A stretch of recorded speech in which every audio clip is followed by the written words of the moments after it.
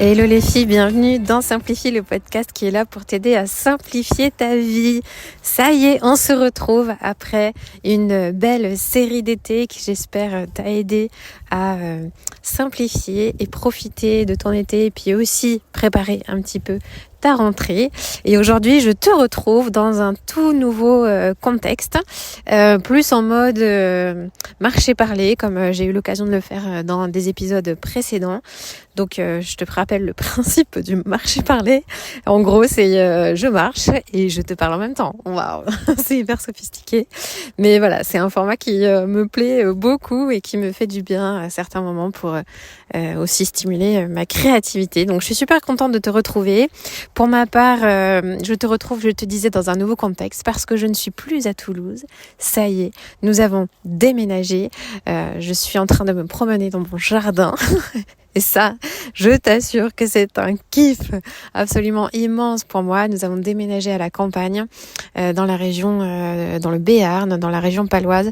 Et je t'avouerai que ce changement de vie, ce changement de contexte de vie me fait un bien absolument incroyable. Déjà d'être sortie de la ville, ça fait une semaine qu'on est ici, mais ça fait une semaine que malgré la fatigue du déménagement, je me sens détendue. Et ça vraiment, je sens que c'est un énorme plus pour moi d'avoir changé de lieu de vie, de contexte de vie. Je savais que le milieu urbain était un milieu stressant de manière générale pour moi.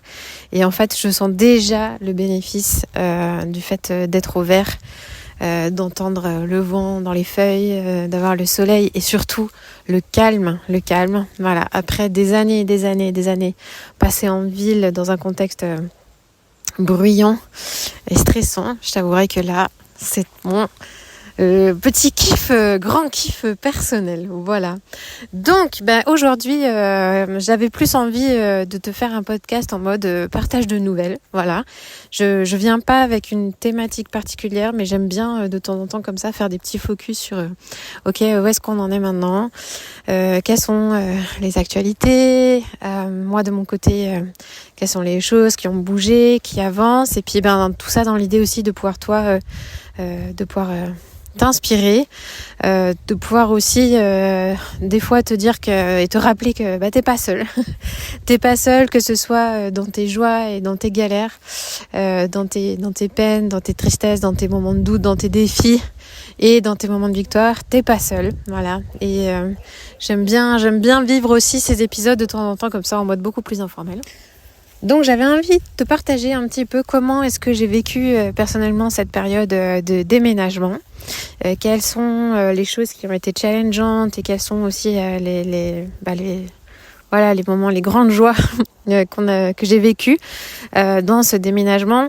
Alors je le place ici, mais si tu as envie en fait d'avoir plus de détails sur en fait tous les différents événements qui se sont enchaînés pendant cette période de déménagement, j'ai fait une série de vlogs sur YouTube, sur la chaîne YouTube Paulette Imparfaite. Donc n'hésite pas à aller regarder les vidéos du vlog si tu veux avoir les images en prime sur tout ce qui s'est passé. Et puis si c'est pas le cas, si t'as pas suivi les vidéos, je te fais un bref résumé. Donc en fait, nous avons déménagé mi-août. On a quitté Toulouse pour se retrouver, comme je te disais, à la campagne dans la région paloise. Et puis ce déménagement, il s'est fait avec des périodes plus ou moins tendues. Il y a eu au début de l'été, on a trouvé la maison. Déjà, ça a été un vrai miracle pour nous de trouver cette maison de location qui se trouve juste à côté du terrain que nous avons acheté avec des amis pour construire un projet d'habitat partagé. Donc ça, pareil, j'ai fait un épisode sur le sujet. Si tu l'as pas écouté, je t'invite à aller l'écouter. Cet épisode, il s'appelle « On change de vie ». Et puis, on a réussi à trouver cette maison de location, mais assez tardivement. C'était au mois de juillet, hein, ouais. C'était ça, dès mi-juillet, quelque chose comme ça. Et puis, du coup, il y a eu toute une période à nouveau d'attente pour, à obtenir la date définitive de déménagement qui devait être mi-août, début août. Il y avait des incertitudes et cette période d'attente, pour moi, elle a été compliquée à vivre, d'être dans l'inaction. Ça a été assez challengeant. Et puis finalement on a eu le feu vert à un moment donné, go c'est possible, et du coup ce qu'on a choisi pour notre déménagement c'est de faire nos cartons en mode focus, c'est-à-dire 3 jours de carton, on ne fait que ça, et au moins on ne vit pas dans les cartons, parce que ça c'était quelque chose de très inconfortable pour nous, quelque chose que je déteste personnellement. Je déteste 2 choses, vivre dans les travaux, vivre dans les cartons, voilà. Ça c'est les 2 choses qui sont posées. Donc du coup on a décidé que on allait faire 3 jours de carton, et puis après ces 3 jours-là, on est parti quelques jours en vacances pour reprendre un petit peu des forces, pour que on puisse avoir au moins quelques jours de vrai break pendant ces vacances d'été très chaudes, notamment à Toulouse. On est parti au bord de la mer pendant 4 jours, et puis on est revenu, et en 2 jours, on a fini de plier l'appartement pour pouvoir ensuite déménager. Sur une journée on a fait ça et emménager notre nouvelle maison. Donc maintenant ça fait 1 semaine exactement à l'heure où je t'enregistre cet épisode qu'on est dans notre nouvelle maison, et j'ai passé la semaine à faire uniquement justement de l'emménagement. Je devais normalement reprendre le travail, on devait déménager samedi dernier, et puis je devais reprendre le travail le lundi suivant. Et il se trouve que cette date de reprise de travail, je l'avais calée depuis des mois. Cette date de déménagement, elle est arrivée vraiment tardivement. Et du coup, très très très vite, j'ai vu que ça allait pas du tout pouvoir jouer. J'étais pas du tout dans l'état d'esprit de me mettre à travailler le lundi qui suivait le déménagement, la maison dans les cartons. C'était juste impossible pour moi. Mais vraiment, quand je dis impossible, c'est que moi-même, j'étais étonnée de mon incapacité à pouvoir concilier le travail avec l'emménagement. Ça m'a rappelé à quel point, encore une fois, je fonctionne vraiment sur un mode je suis pas le genre de personne qui peut être focus sur plusieurs choses en même temps. J'ai vraiment besoin de fonctionner en mode priorité. Et ça, je crois que c'est quelque chose qu'en fait je vis de manière très très naturelle, très spontanément, et que du coup je transmets dans laquelle j'emmène en fait déjà les clientes qui font partie d'Épaulette, mais aussi dans tout ce que je te donne dans mes contenus offerts. C'est vraiment cette importance, cette nécessité, pour éviter d'être dans la surcharge, pour éviter d'être dans la pression, dans le stress quotidien. C'est vraiment cette capacité à être focus sur une chose à la fois. Je sais que ça correspond pas à tout le monde, je sais que ça correspond pas à tous les fonctionnements, ça c'est très important de le dire. Tu as peut-être toi un fonctionnement où justement ta capacité, ton talent à toi, c'est de savoir gérer plusieurs choses en même temps. Je connais plein de personnes qui sont comme ça. Ça c'est important à prendre en compte. En tout cas pour moi, ça ne marche pas. Voilà. Donc du coup, impossible de me mettre au travail. Et puis, il y a eu cette part de culpabilité de me dire « Non mais Géraldine, tu devrais, là il faudrait que tu fasses ci, là il faudrait que tu fasses ça va être important. Tu vas te mettre dans le jus, tu vas prendre du retard. » Voilà, il y a plein de pensées qui sont arrivées comme ça. Et puis ces pensées-là, à chaque fois, le choix que j'ai fait, c'est de juste simplement les accueillir et de dire « Ok, oui, je vois, ok, ça commence à te stresser, ok. » J'observe en fait, je suis dans l'observation de ce qui arrive. Et à chaque fois, j'essaie de faire appel à cette petite voix de l'autocompassion qui vient te dire « Ok, il y a tout ça. Oui, tu vas devoir... oui, c'est important. Oui, on va faire de la place à tout ça. Mais est-ce que c'est le moment ? Est-ce que c'est le temps ? C'est le temps de quoi ?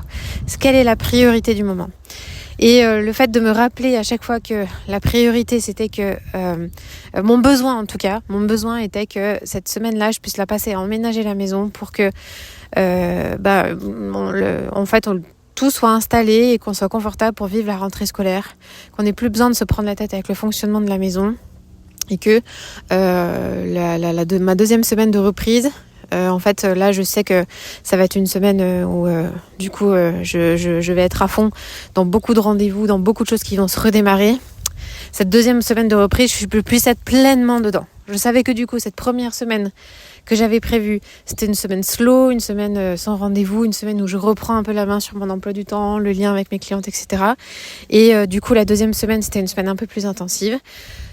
Je me suis mis en tête, ok, cette 2e semaine plus intensive, on va tout faire en sorte pour que justement je puisse avoir le maximum d'énergie pour assurer sur cette semaine-là.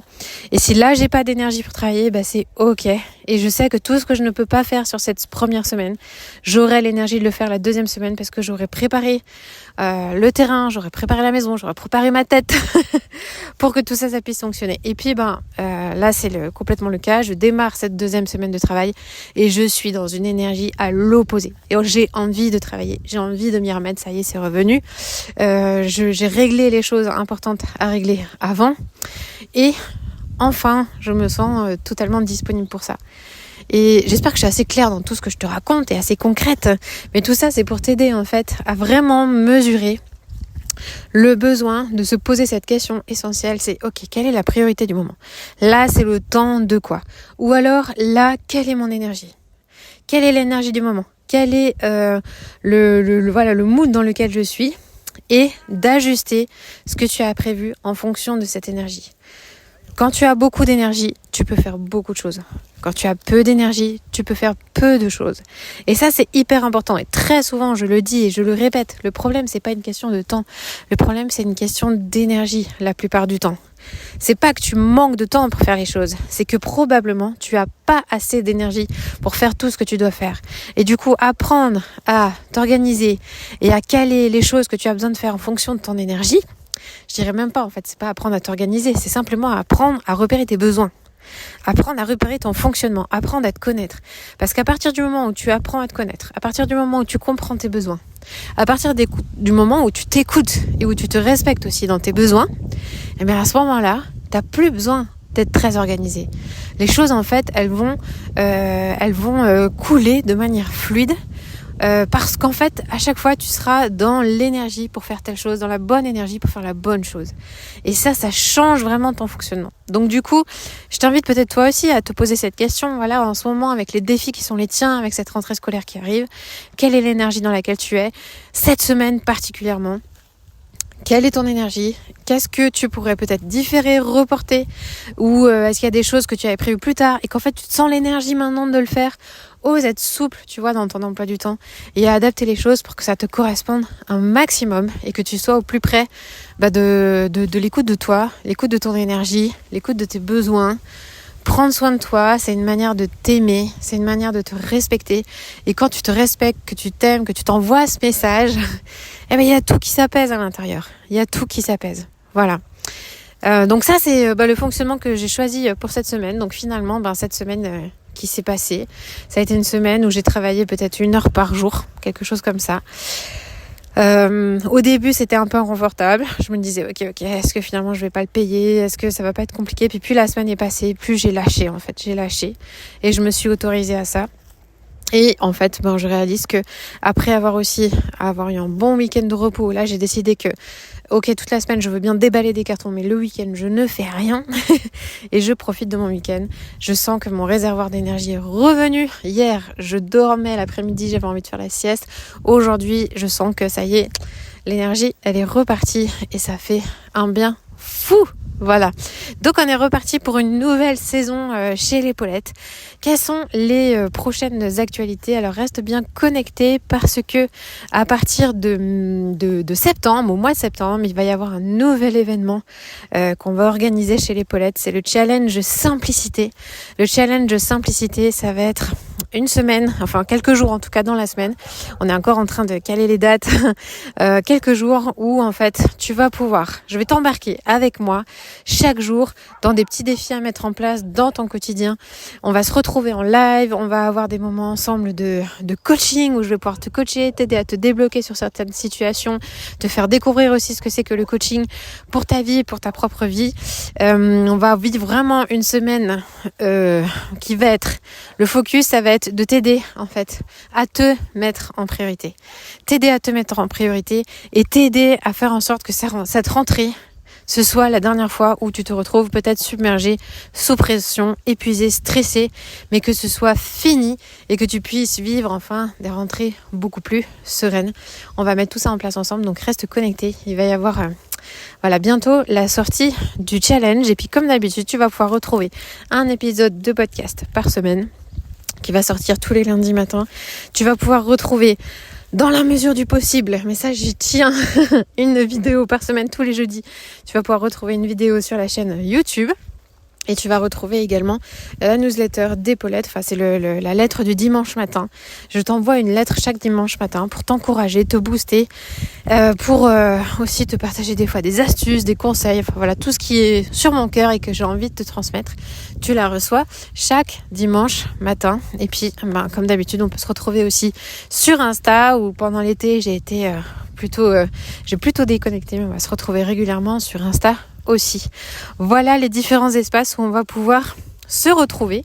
Donc je me réjouis de cette nouvelle saison qui va démarrer avec toi, cette nouvelle rentrée. Et puis encore une fois, je t'encourage vraiment à oser te mettre en priorité pour cette nouvelle année qui va démarrer. Les nouvelles années, c'est l'occasion des nouveaux départs. Vraiment, c'est l'occasion de surfer dessus. Il y a un peu l'énergie du mois de janvier qu'on retrouve un petit peu, mais moi je trouve que c'est encore plus fort finalement, notamment à cause de la rentrée scolaire où il y a plein de choses qui sont remises à zéro dans les agendas notamment. C'est vraiment le moment de faire de la place pour ce qui est essentiel pour toi dans ta vie, de renouer avec plus de simplicité. Et puis c'est là-dedans qu'en fait je vais t'embarquer réellement pour les prochaines semaines. Je vais vraiment t'aider à oser voir comment dans ta vie tu peux encore simplifier les choses pour qu'en fait tu puisses vivre ce qui est essentiel pour toi. Aujourd'hui, je réalise, tu vois, qu'après ce déménagement, là où je me trouve, l'endroit où je me trouve, les personnes avec qui je me trouve, ça faisait partie d'un rêve, un rêve de vie que j'avais. Ça faisait partie de ce qui était essentiel pour moi. Et depuis des années, en fait, je travaille à faire en sorte que le quotidien, la vie, les choses qui ont besoin d'être faites, le travail, la vie de famille, tout ça puisse être simplifié et aligné pour pouvoir nous permettre de vivre ce qui est essentiel pour nous. Et aujourd'hui, en fait, on y est arrivé. Et j'avoue que ça a une saveur très particulière de se dire, d'avoir réussi à mettre chaque chose en place et d'avoir réussi à aller dans la simplicité des choses pour aujourd'hui vivre notre rêve. Et aujourd'hui, je le touche du doigt. J'aurai largement l'occasion de t'en reparler maintenant dans les prochains mois parce que on n'a pas déménagé simplement pour vivre à la campagne. Comme je te l'ai dit, on déménage pour rejoindre un projet d'habitat partagé. Ça fait déjà un moment qu'on est impliqué dans ce projet. Maintenant, on est sur place, on est sur les lieux. Et il va y avoir plein de nouvelles étapes dans ce projet, donc j'aurai largement l'occasion de te tenir au courant. Mais aujourd'hui, voilà, c'est vraiment un rêve qui est en train de s'accomplir. Un rêve de partage, de communauté, d'entraide, de bienveillance. C'est une super aventure. Et cette aventure, si j'arrive à la vivre aujourd'hui, si on arrive à la vivre en famille aujourd'hui, c'est aussi parce qu'en fait, on s'est donné les moyens pour mettre en place... Voilà, toutes ces choses qui étaient importantes pour nous. Et ça s'est passé notamment par le fait de mettre le focus sur ce qui est essentiel pour nous et de simplifier tout ce qui vient se mettre en barrière de ça. Donc, reste connecté parce qu'il va y avoir plein de super belles choses à te raconter prochainement. Voilà, sur ce, on va clôturer ce marché parlé ici, cette petite balade dans mon jardin. Je pense qu'on aura l'occasion d'en refaire d'autres largement. Je pense bien à toi, je suis hyper heureuse de te retrouver tous les lundis matins. Et d'ici là, prends bien soin de toi. Et je te dis à très très vite. Ciao, ciao.